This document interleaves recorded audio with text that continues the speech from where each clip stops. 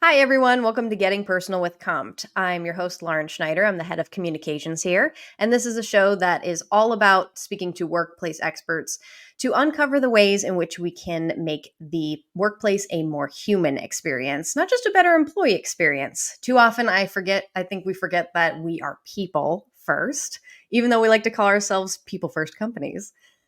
And with me today, I have Renee Viens, executive assistant, coach, and mentor. And honestly, Renee, I don't think that encapsulates everything that you do. So I would love for you to introduce yourself to our audience. My name's Renee Viens, and I've been an executive assistant for almost 20 years now. I've worked in many different sectors and technologies, um, power, insurance, SaaS based, cloud based. Now I'm working actually in biotech too, and now I'm working with venture capital. So I've seen a lot of industries, I've seen a lot of personalities, I've seen a lot of businesses, and um, it's a role where you really get a chance to do a lot of project-based work, and that can run the gamut from like really high corporate projects to like very personal projects. And I'd like to share a little bit about those things today with you and how I navigate those activities throughout my daily work and life, and share some of those details with you. Fantastic. Let's dive in then. So, in your role, how do you strategically manage, which I think is a fancy way to say juggle, and prioritize this myriad of tasks and decisions that you're faced with daily because you want to effectively support not just your executive, but the broader goals of the organization and all of the people within it? So, one thing I will tell you, I think it starts at the interview process, first of all, in making sure that you've got the right fit with your employer. And I think, you know, when you especially start in an executive assistant role, you want to make sure that you've asked all the questions of your executive and that you guys are going to have a good partnership because that's the basis for all these activities anyway. Um, but I think it's so important to know yourself and to know how your manager is effective and kind of getting that thing. And that really starts with initial conversations and then how you build trust over a relationship. Um, and I think the biggest thing is having touch points. You have to have like not only weekly but like daily touch points with your executive and understanding them as a person, how they think and how they operate. And I would say those are some of the key pieces to really having a successful career in managing your activities. Um, I have taken in the past some of the Gallup strengths polls, and I know myself really well. And Mm. the top five categories for myself are context, discipline, relator, empathy, and harmony. So for me, in order to navigate my daily activities, I want to think about my executive. I want to think about what's possibly going on at home with them, what things are happening in the business with them, what are their strategic goals for this week, this month, this quarter, and the coming year. So you try to use all of those pieces, it's like puzzle pieces, to like make a strategy for them, knowing what prep times they need or um, what are their like the best times for them to like do their best work. And in order to organize all that, you kind of take that and I call myself a Jenga master. You like take all those pieces and then you Jenga them together to like make this puzzle that is the calendar.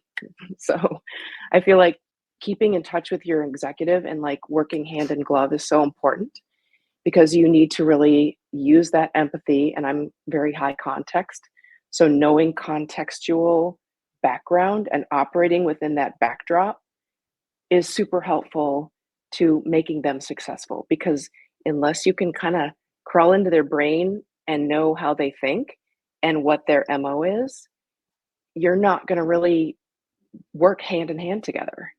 So for me, there's a lot of these little puzzle pieces that go together for you to be like, okay, I get this person. I understand where they're coming from. I know what they're going to think next or how they're going to think. And that takes time. But if you have the building blocks from the starting gate, you can get along with them and kind of get to those places where they want you to be their co-pilot. I love how you position this as like, well, it's just something that I do. It just makes it you're I think what happens is when you're really good at something, or maybe you're natural at it, it becomes so easy to you. But I don't want to downplay the fact that this is like a very highly sought after and important skill to have, where you're not just um, assessing the needs of the organization, but anticipating the needs of both that and the executive that you are working with and for. So I want to distill down to maybe a challenging situation that you have faced to try to offer some just like a tangible example to the people who are watching. And maybe you can describe like what did you have to do in that moment in order to achieve success? Well, I can think of a couple examples, one more professional that was corporate and one that was kind of a project based. And I'll share with the first one with the corporate thing that happened. Um, we had to go through a corporate reorg and a downsizing situation. And you try to really, like, this is a really empathetic situation because you know there's people involved and it's emotions and it's jobs and you know you want to approach this with so much care. And so when this type of thing happens, the management team sorts out how they're going to handle it and what they're going to do, but you really want to think, okay, in my approach, how do I be thoughtful? And then, maybe the executive comes to you and they're saying, okay, if somebody messaged you with this, how would you react? And Mm, so you kind of take that, internalize it, and say, okay, because you want to think about maybe a different way that the executive is intending it, or somebody's intending to convey a message, and who's going to be on the receiving end, and how might they perceive that. So it's a lot of it's just my feeling. It's like my empathy and my radar and everything has to turn on. And I thought about like, okay, um, being sensitive and careful and helping the people saying, okay, let's look at this together, and not just from a management team perspective, but from other people that are being affected in a situation like this, and just trying to be very empathetic and step into that person's shoes. I mean, I think a lot of this comes from in your brain stepping into, I'm the leader. These are the shoes I'm going to stand in for a few minutes and think about, like, this is how I need to um, share a situation and communicate in a way that makes sense for the organization. But then you also change shoes to stand in the other person's shoes who are, being affected. So trying to like help somebody craft a message or shape a message, and looking at it together saying, okay, let's team up and let's think about, when we say this, what's the recipient going to think. that's fascinating. It's like a strategic chameleon or something. I'm trying to liken what you do what maybe someone else does in an organization, because a lot of times to be successful and see across departments, you do have to have empathy for their situation and understand, like, maybe you don't know exactly how to do their job, but you know that there are things always happening in the background to get to the deliverable or what you can see. And I just think that's so fascinating. What you do is really like the glue of an organization. Yeah, I think in the way that an executive assistant has so many touch points across the organization. I mean, we're interacting with HR departments and marketing departments and either product or design departments and, customer service departments. And I've been in organizations where you're really touching so many points, and you kind of, you're that conduit, right? And I've Mhm. always likened it to like being the air traffic controller, right? You're you're standing there, you've got all the planes, and you're like trying to help all the planes guide and land and be in the right place. so that nobody's bumping into each other and that they're all flying in tandem and that, things are flowing.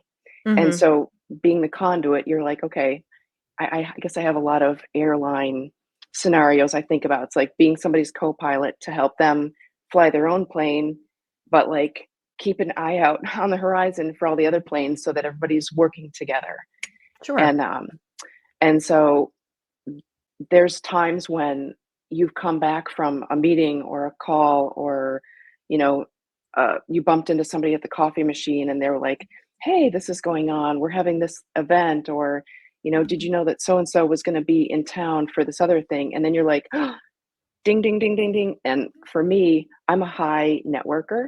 So Mm. I'm always grabbing all these little pieces and going, okay, if so and so is going to be here and this other person, I know they wanted to meet with this person, or it's an opportune time for them to discuss something, I would bring that to my executive and be like, hey, did you know, da da da.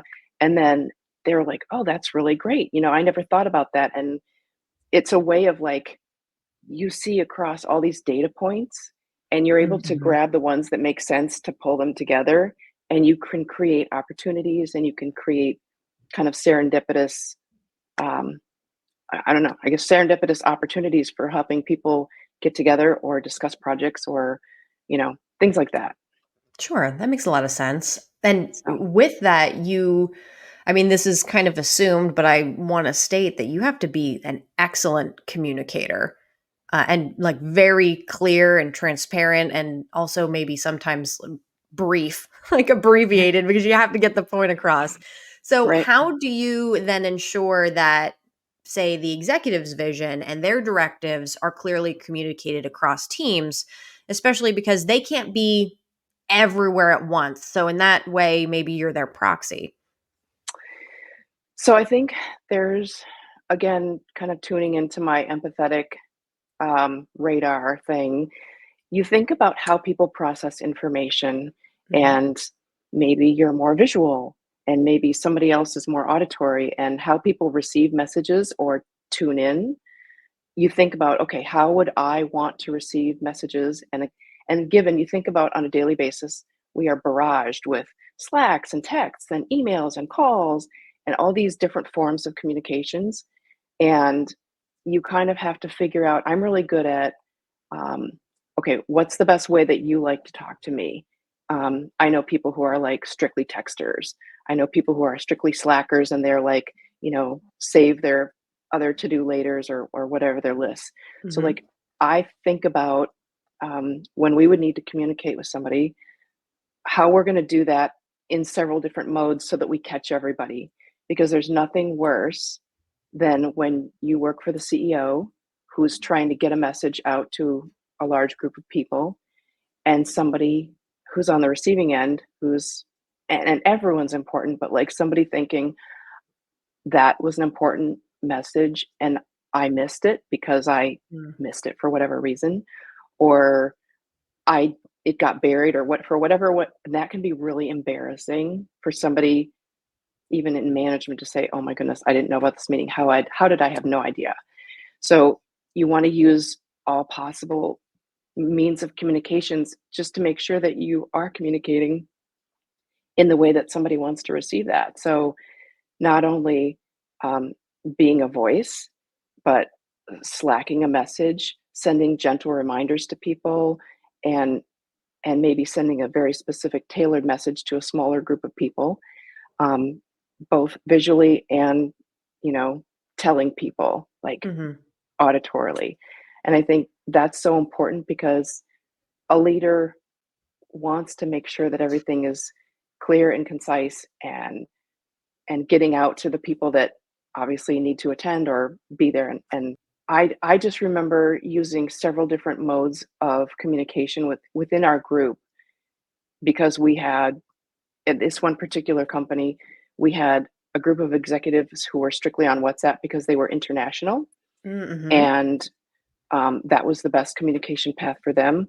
We communicated via Slack and also emails, and then obviously the calendar invitation, so that you feel like you were covering all your bases in order to get that person's attention.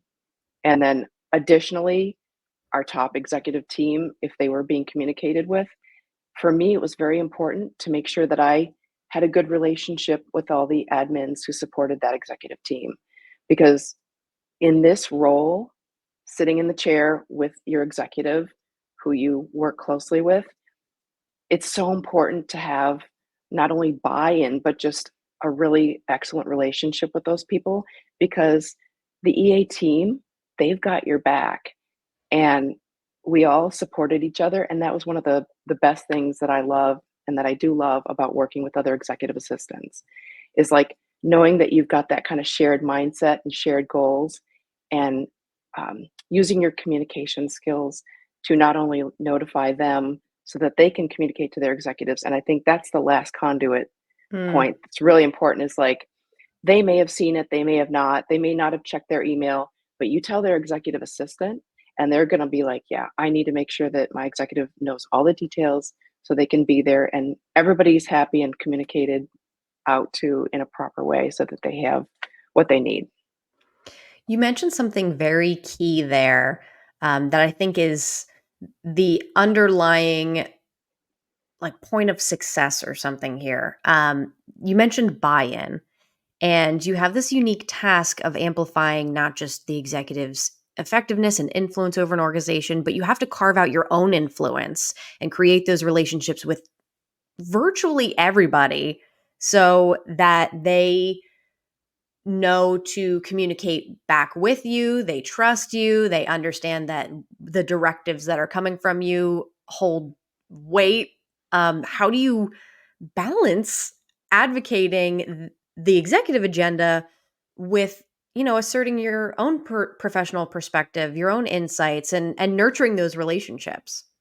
I love building those relationships. I think it's, first of all, fascinating to learn how other people work and sharing with people. But um, one of the things that I love is continuing to build my knowledge with other people because I love sharing what I know to see if it can help other people. That's part of my coaching and mentoring is, reaching out to other people. Hey, how can I help you? Or people reach out to me and say, hey, do you know somebody or whatever? But that aside, it's like, you know, finding the things that interest you. And for me, that's the coaching and mentoring and sharing Mhm. knowledge with other assistants because there's always somebody coming behind you who may not know everything that you do or know how to do it. And it helps them up their game with their executive, first of all. So you kind of build the relationship and then you build trust. And I think it's great that people in our roles, not only we learn from our executives, we learn how they operate, and that really helps other people say, "Hey, that's a great strategy. I should use that in my own, you know, daily business practices." So, using my talents and my radar and all the things that I'm good at, like naturally building relationships, you kind of step out there kind of in front of your executive sometimes with the people that he's communicating with. So you want to build those relationships because not only does it help you look good, it helps your executive look good. And kind of relating back to what you said about being a proxy, you want your executive to trust you with their high value people. Mhm. And that's so important because it's all about how you treat people. And getting back to kind of what you said about we're human first, right? And we want to not only support our executive and do the best job that we can, but we want them to be proud of us and we want, you want to make your executive look great. That's your job ultimately. Right. And so with that in mind, I think about, okay, if I was standing in my executive's shoes or sitting in their chair doing email, how would they do this? How would they react to this? And so you want to kind of have that strategic mindset so that you're thinking about their MO and how they would approach something. And if you do that, you're not, you have to step back and think for a minute. You don't just like fly off and just be like, oh, I'm going to handle this because you want to think about how it affects the business and how it affects their reputation because everything nowadays is so visible and it's all about Mhm. reputation. So managing that is super important. And again, kind of the key trust and crux of your relationship with your executive. I'm So so glad that we have had this conversation because I think a lot of the skills that you have discussed today and that maybe come naturally to you are just so important wherever you sit within an organization. I don't think they're things that are, hallmarks of just being a fantastic EA, but being a great employee and coworker as well. Like that, if we all operate in this way, then we can be better together, especially with the building relationships and the constant and transparent communication. They're all things that are good for all of us. I think maybe some of us are better at it than others, and that's why you're an EA. well, it's a Renee, lot of fun. It's a lot of yes. fun, and I enjoy working with people and meeting people, and I feel like honestly, of all the places that I've ever worked and changed jobs, bringing those relationships with me in my life has been so rewarding and valuable because those are people that I've kind of kept and brought along as contacts, and bringing that as your network and sharing those with other people when you can help create connections is great. Yes. Renee, thank you so much for your time today. And speaking of relationships, if anyone watching would like to reach out to you, expand their network, ask about your coaching and mentoring services, how can they connect with you? They can connect with me on LinkedIn.